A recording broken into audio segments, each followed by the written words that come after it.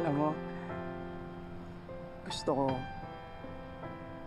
pag nakagraduate na tayo, gusto ko